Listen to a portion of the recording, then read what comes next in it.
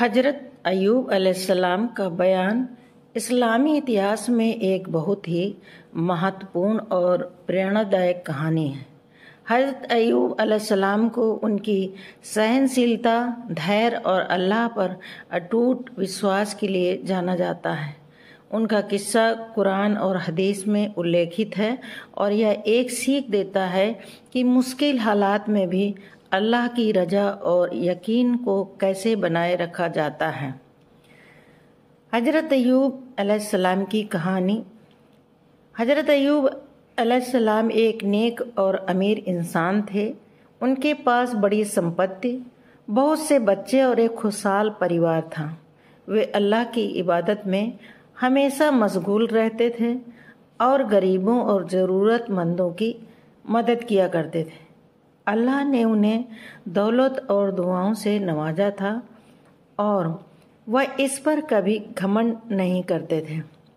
ایک دن شیطان نے اللہ تعالیٰ سے کہا کہ ایوب علیہ السلام کی عبادت اور شکریہ صرف اس لیے ہے کیونکہ اللہ نے انہیں دولت اور سکھ دیا ہے۔ شیطان نے دعویٰ کیا کہ اگر ایوب علیہ السلام کی دولت اور سکھ کو چھین لیا جائے تو وہ اللہ سے دور ہو جائیں گے۔ اللہ نے شیطان کو انومتی دی کہ وہ ایوب علیہ السلام کی پریکشا لے۔ شیطان نے حضرت ایوب علیہ السلام کی ساری دولت چھین لی۔ ان کے بچے ایک درگھٹنا میں مارے گئے اور ان کی بیوی کو چھوڑ کر ان کا پورا پریوار بھی ان سے دور ہو گیا۔ اس کے باوجود حضرت ایوب علیہ السلام نے اللہ سے کبھی شکایت نہیں کی اور ان کی عبادت اور شکریہ ہمیشہ ادا کرتے رہے۔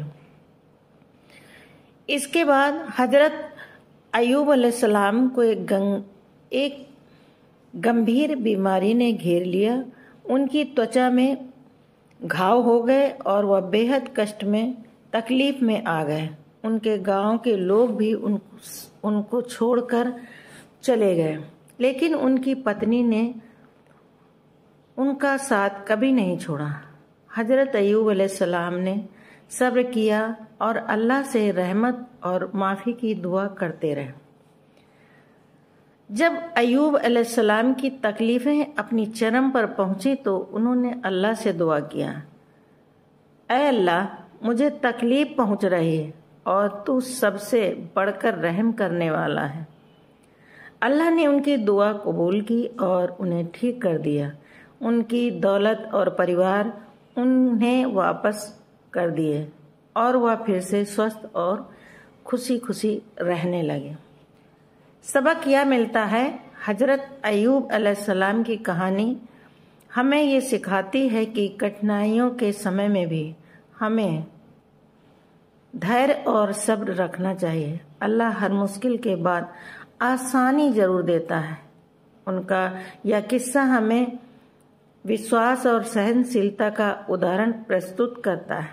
حضرت ایوب علیہ السلام کی پریکشا اور ان کے دھیر کی وجہ سے انہیں اسلامی پرمپرا میں ایک وشیش استھان پراپت ہے اور ان کا جیون مسلمانوں کے لیے پریرنا ہے۔